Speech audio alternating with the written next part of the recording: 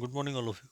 So, in the last lecture, we were discussing the di-substituted cyclohexane, and so the structural isomers possible, the structural isomers possible for the di-substituted cyclohexanes are your of the type that is, if both the substituents are present on the same carbon atom, it is 1,1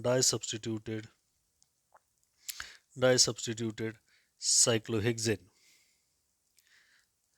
and if the substituent go on the adjacent carbon atoms, then it is called as your 1,2 disubstituted. When it goes to 1,3 position x and y, it is 1,3 disubstituted, and you may also get 1,4 disubstituted.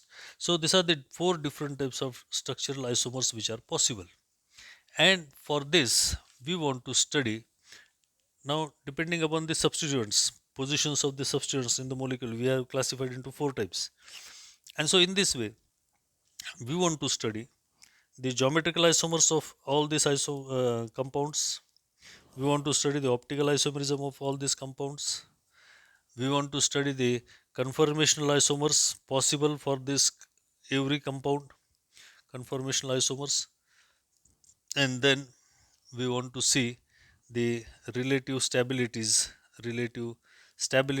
of the different conformations that are possible, stabilities of the different conformations that are possible.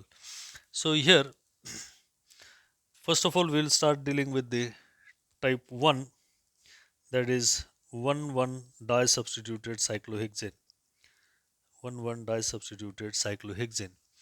Now, in this, both the derivatives, as this molecule is not a planar molecule, it is having a pucker ring structure, means it shows the different types of conformations, that is the chair conformation, boat conformation, twist boat conformation, half chair conformation, and so out of all these conformations, chair conformation is more stable, so the molecule is always represented by the chair conformation.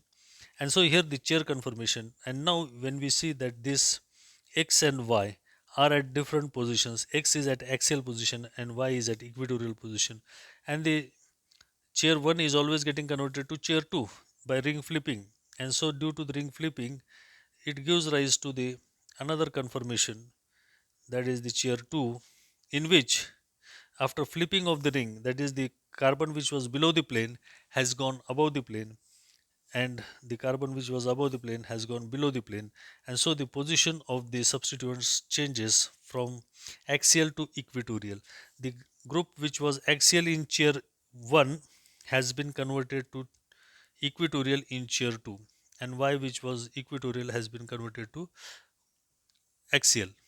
And so in this way, now as this molecule is showing the plane of symmetry, and as it shows the plane of symmetry, it's optically inactive, and so the optical activity is not possible due to the plane of symmetry, and the geometrical isomer is also not possible. Geometrical isomerism is not possible, optical isomerism is not possible, and conformations, these two conformations are possible. And so here we are getting the two conformations in which in one conformation the group which is axial has been becoming equatorial in the another, and so here you are getting the inverted conformations. Then the relative stability, it depends upon the size of the substituent. If the group x and y are of same type, then both the conformations are same. But if x is bulkier and y is smaller, then the conformation 2 is more stable. Then the conformation 2 is more stable. If x is bulkier, then chair 2 is more stable, because bulkier group always tries to remain at equatorial position. The bulkier group always tries to occupy the equatorial positions. And if x is equal to y, then both conformations will be same. Both conformations will be same. And so, in this way, we are able to consider the stability or the geometrical isomerism are not possible because both the substituents are present on the same carbon atom. That's why it does not give geometrical isomer. But when the optical isomerism, as there is a plane of symmetry, optical isomerism is not possible, and conformations too are possible, and that when the size of the substituent changes, then we are going to get the different types of conformations or the stability of conformations. Now, the important part that we want to study, that we are going to study now main three molecules, that is 1 2 disubstituted, 1 3 disubstituted, and 1 4 disubstituted cyclohexane.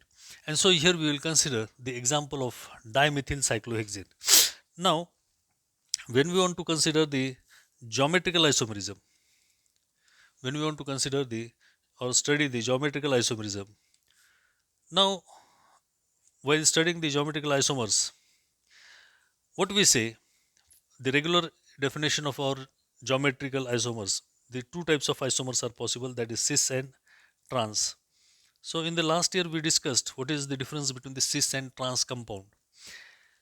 Now here when we have studied the conformation of cyclohexane, or when we have studied the structure of cyclohexane, there are six axial hydrogens and six equatorial hydrogens, out of which three are pointing upwards and three are pointing downwards.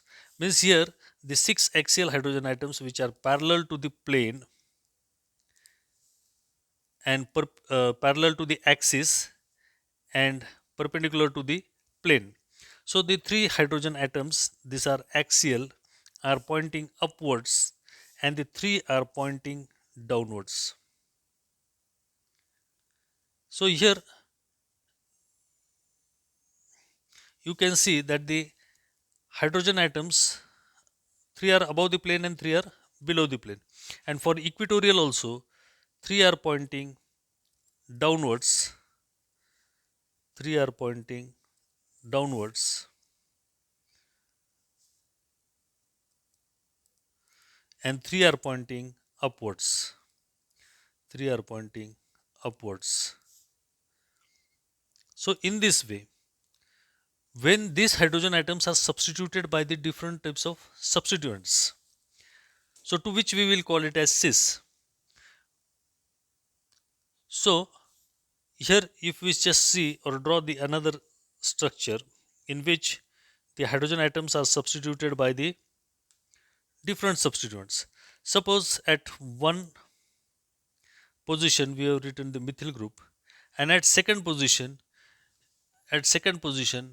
if the we write axial group in this way.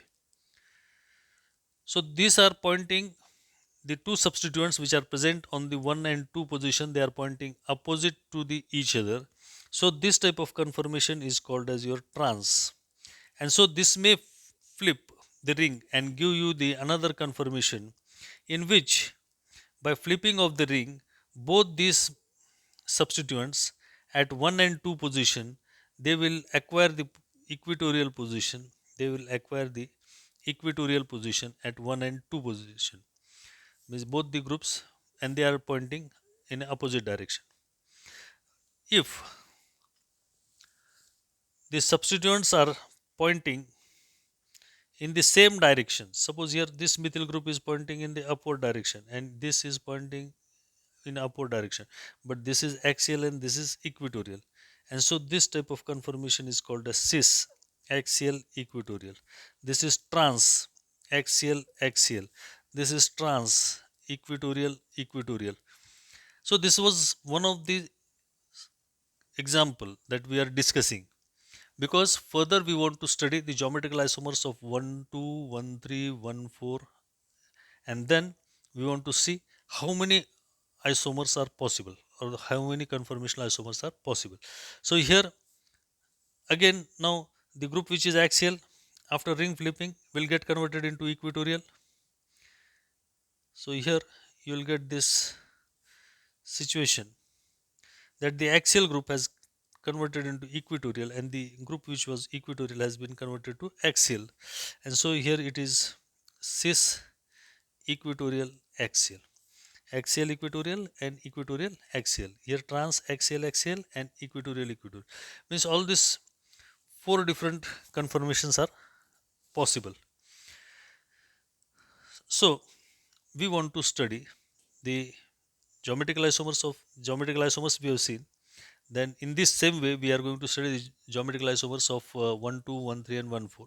In the same way we want to study the optical activity of all these compounds, and then we want to consider the relative stability out of all these four different isomers which are possible, which is more stable, and why it is more stable, that we want to see. So in this way we will study the all the three different types, that is the 1 2 die substituted, 1 3 die substituted, and 1 4 die substituted. For type 1, that is 1 2, we will see cis 1 2 die substituted cyclohexane, trans 1 2 die substituted cyclohexane. Then second, that is 1 3 cis and trans, 3 1 4 cis and trans. And so each one will give you two different types of conformations. Cis 1 2 will give you two conformation, trans 1 2 will give you two conformations, cis 1 3 will give you two conformation, trans 1 3 will give you two conformation, cis 1 4 will give you two conformations, and trans 1 4 will give you two conformations. So this can be possible only by drawing the structures of the molecules thoroughly on the paper. Go coolly, write the structure, and see the conversion. To which molecule you will call it as cis? When both the substituents present on 1 2 1 3 and 1 4 are pointing in the same direction, either above the plane or below the plane, is termed as cis. And when the substituent groups on the 1 2 1 3 and 1 4 position, when they are directing in the opposite direction, one above the plane and one below the plane, then it is termed as trans. So such type of situations you will have to study in every such type of isomers, that is the 1 2 1 3 and 1 4 disubstituted cyclohexanes. And so now we will study one by one, and we will study the isomerism, conformational isomerism, optical isomerism, means that is the geometrical isomerism, optical isomerism, and relative stabilities of the compounds. Okay, thank you very much.